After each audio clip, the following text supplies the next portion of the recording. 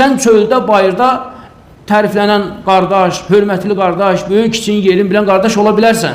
Amma məsələ sən evində necəsən? Əsas məsələ sən evində necəsən? Bizim bəzi qardaşlar var ki, həqiqətən də onun, yəni ailəsinin məlumatlarına görə heç də gözəl, xoş dili yoxdur. Ancaq acı dilidir. Amma kənarda, avtobusda, başqa bir yerdə tanımadığı bir qadın olsun, kim olsun, ona dəyəndə, toxunanda, yer verəndə, xanım buyur, xanım belə elə, xanım keç, bacım filan besməşən, yəni xanım, bacım deyə müraciət edir. Bəlkə də xanımlıqdan, bacılıqdan uzaq olan bir qadındır. Amma sənin dilin, tanımadığın namusunu, qeyrətini, şərəfini, izzətini bilmədiyin bir qadına bu sözləri deyə bilirsən, bacım, anam, xanım, buyur, zəhmət olmasa, nə danışırsınız və s. Və sən bu sözləri nə vaxtsa öz həyat yoldaşına deməyə bir fikirləşdinmi?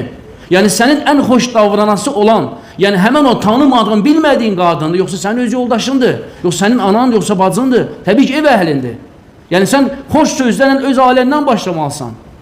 Yəni sən xoş sözlərlə, yaxşı davranışla, yaxşı əxlaq göstərməklə öz ailəndən başlamalısan. Yəni çöldə, bayırda gözəl qardaş, təqvalı qardaş, maşallah, billah və s.